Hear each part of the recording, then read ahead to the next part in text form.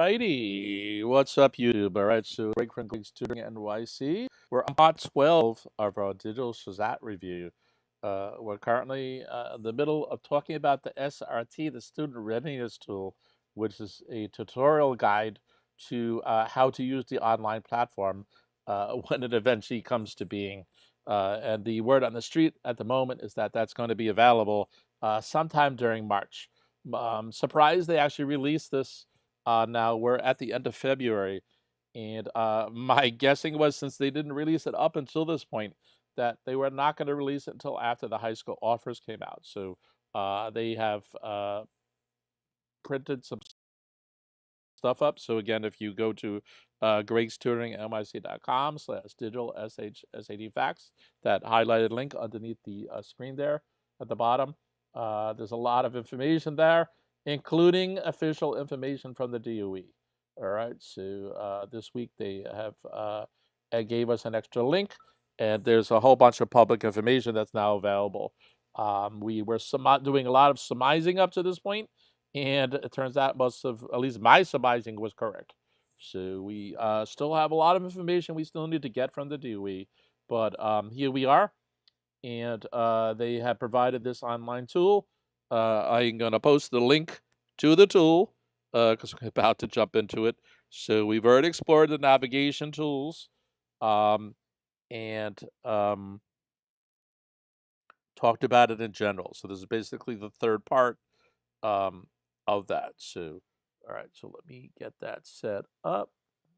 Give me 1 second. Again, if anybody has any questions, please like and subscribe. In the meantime, hold on a second. I just loaded the wrong application.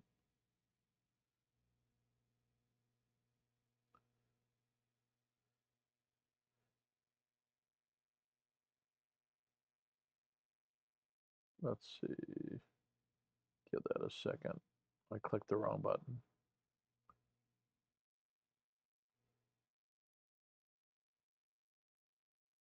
Okay, let's get rid of the bad application. All right, so we got that going on there. So we're going to get rid of this. Bam. All right, so we're back to the SRT. Again, I put one of those things into there. I put the link into there. Hello, Shiny. Please, no trolling. It's not going to work out if that's what your intent is. Okay, anyway, good evening. So what we're going to do is jump into, because we already talked, we're going to take the tutorial. We're going to click the start button twice or whatever.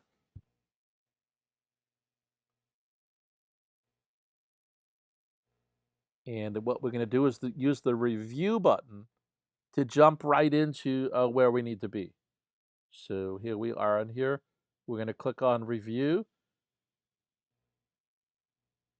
So we're not really going to use the arrow keys. We already did these. And we're going to be talking about My Tools. So there's a whole bunch of different features, and they're based on that, okay?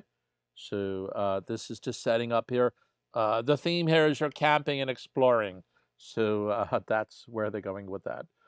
Show how to use the tools for during testing.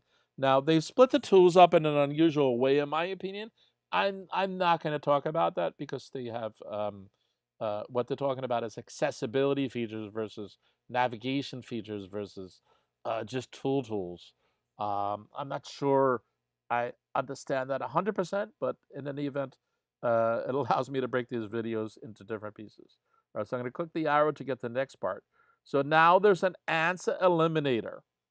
So basically what this is when you do process of elimination and you normally cross something out, you might X next to the A, B, C, D choices. Normally you might put an X through A if you don't like it, okay? So that's what they're going to do with this capability. So if we go up to the three things here, this says pointer. So we're normally in pointer mode, okay? If we go to answer eliminator, and then there's a notepad. So these are the three guys we're going to talk about right now. So if we click on the X, okay? And let's say I'm trying to answer this question. All right, I appreciate that. If you just hover over the choices, you notice it puts the X there. If I click, bam, it's going to stay there. All right, so this is how we do it. And we don't need to use an eraser or anything like that. So let's say I think the answer is A. I'm certain it's not B. I'm certain it's not D. I do some more calculations and I'm certain it's not C. Okay. The problem is I can't now come over. This is one of the things that needs to be clear. You can't come over and click the bubble for A. If I click the bubble for A, look what happens. Bam. And there's no answer. So that's no good. And by the way, to remove one of these, like let's say I want to remove C, I just click it again and it goes away. All right. Now I still can't come over into the bubble. So I must purposely go back to the pointer. And at that point, I can click on that. Right. If I come, now let's say I change my mind still, and I think the answer is A, I can go like that. Right. Look what's happening. Nothing's happening. So it doesn't let me click on A, and so I remove it. So I can go back to X, get rid of that. Okay, go back to my pointer and re-click on A. All right, so there's a little idiosyncrasies here, but it's not going to be a major thing. I kind of wish this tool thing might have been alongside the questions so that you kind of don't have to go across the screen or whatever to get to it. At the same time, one of the things about a user interface is having consistent keys in consistent places, right? So we have the two arrows here. We have the review and the bookmark button, and we have these three guys. We have this guy over here, and we have the speed stuff over here on the right-hand side. So as much as you may have to make your cursor travel to get to where it needs to be, everything's in the right place, and you're hunky-dory about it, right? So there's things like that, okay? Yeah. So that is these two buttons, and they work in unison, as you can see, okay? If you don't care to use the answer eliminator, then don't use it. All right, but it creates a visual cue, and it's handy. I use my pencil. I normally cross out the letter, and I have different codes because I might question mark a question. Like the certain ones I know are not the answer, so I would X those out.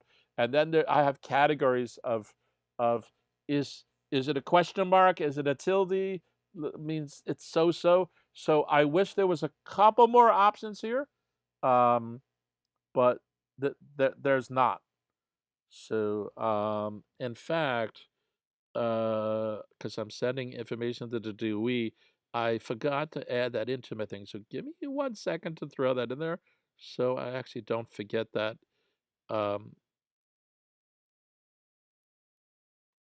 When I send my information to them.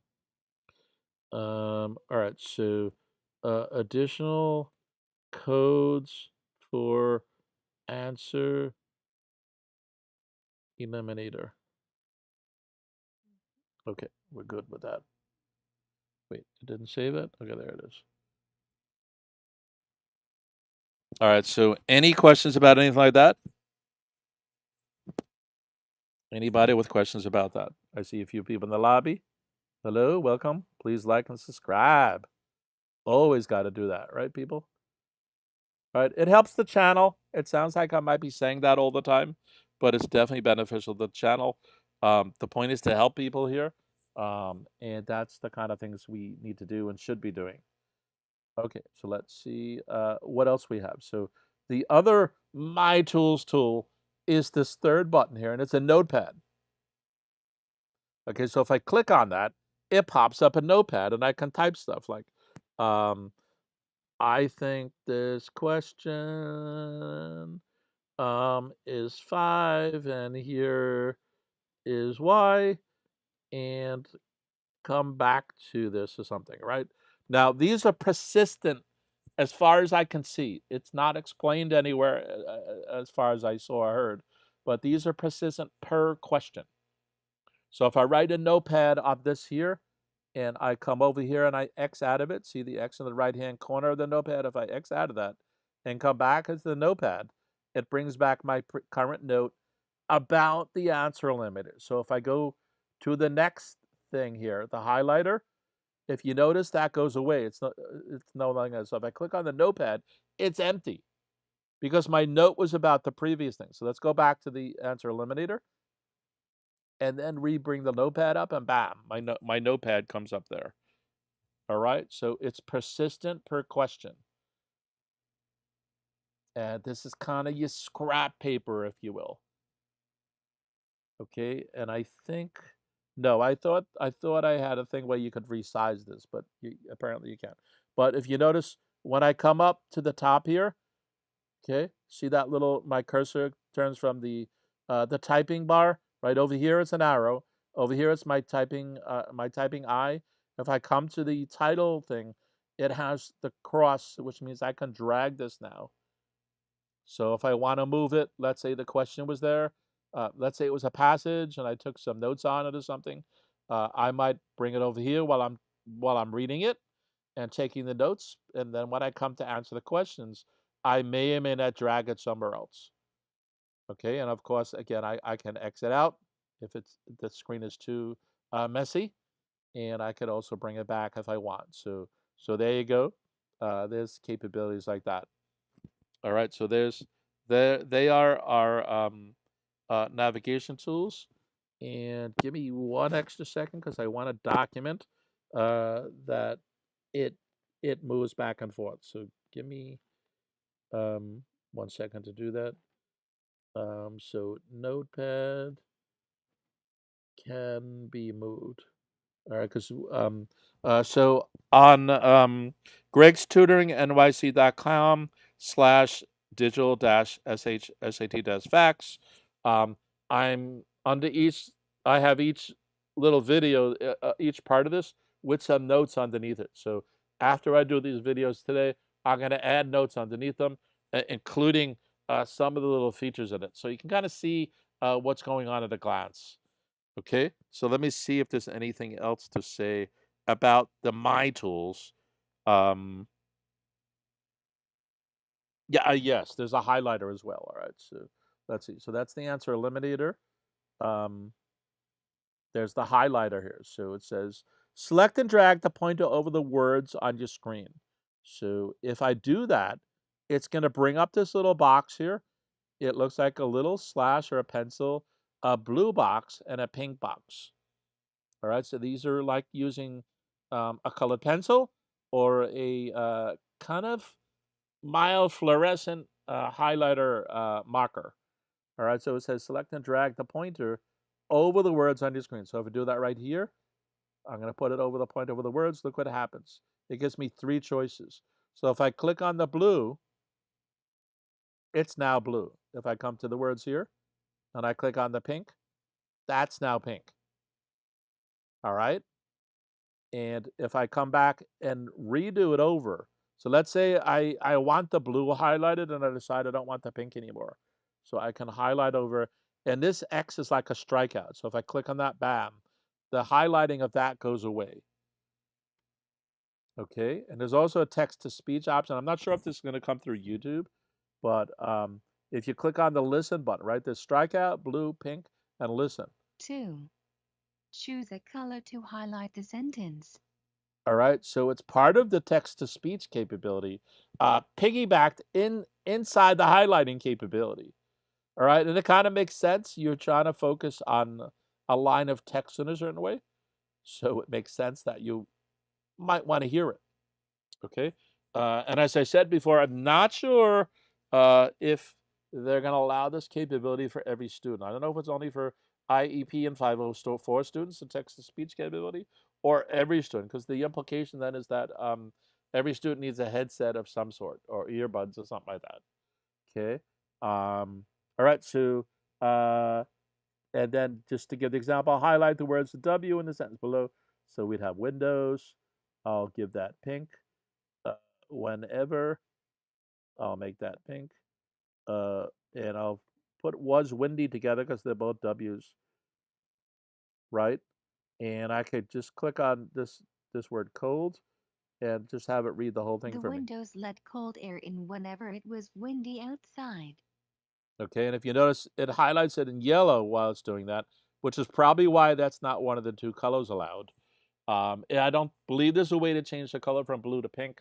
That might be something that is going to be available at some point too.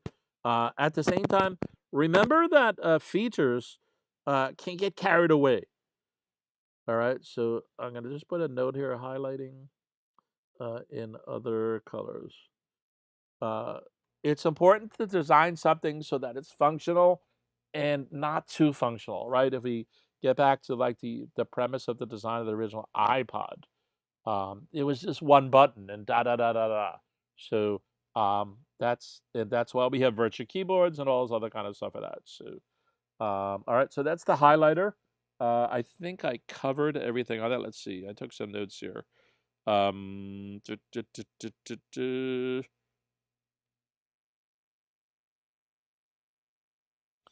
And it should work. So if I go over here, see that? So I can make that all pink. So if we work on the premise that there was a passage on the left-hand side, you would be able to highlight part of the passage. Maybe you're going to be highlighting stuff. And then again, you might put the notepad there, right? And then write a note about some part, like the pink means so and so, whatever. So, right, stuff like that. So again, these are kind of cute and handy. All right.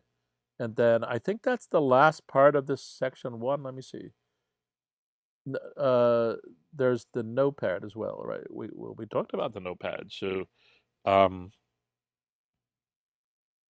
let's see. Is there any option we missed there? Oh no, it does say you can select and drag it around. Okay, type a note to yourself and see if the note was still there. Okay, so we did that. Okay, so that's the end of this section as well. All right, so what we're going to do is end this stream and do another one pertaining to, so there's kind of a major tool, which is the equation editor, and there's also some other similar tools to this that they're calling test support tools. So the My tools are just kind of generic-y, where these test support tools are more accessibility features, um, and we'll see what those are in a second. They're just about the user interface and for students with accommodations and things like that. All right, so let's see if we have any questions. Nope. Okay, let's see.